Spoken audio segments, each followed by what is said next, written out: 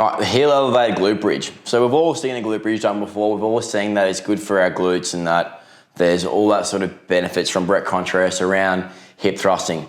The difference with the heels elevated glute bridge, however, is that it's going to put a lot more emphasis on our hamstrings. So it's going to need our hamstrings to work at a proximal insertion.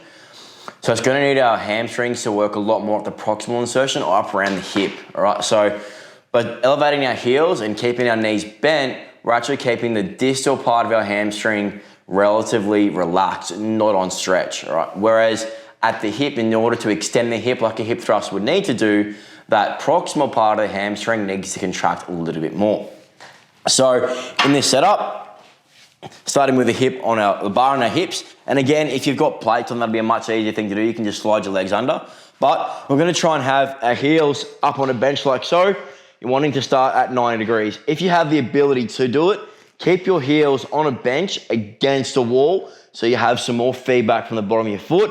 If you don't have that, just make sure that your bench is nice and sturdy and against something strong. Mine's up against my rig, so it shouldn't move too much and no load.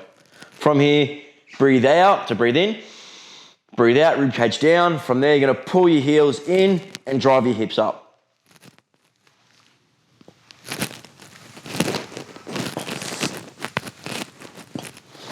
Sweet.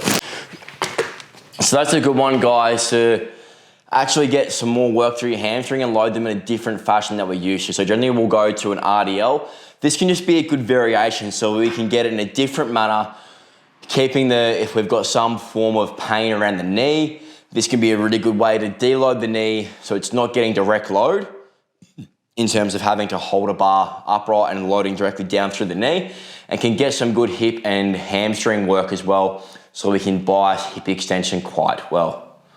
Generally, we'll program this for 4 to 8 reps, and we're trying to go in sort of, again, 2 to 3 reps in reserve, trying to push close to failure, but maintain technique.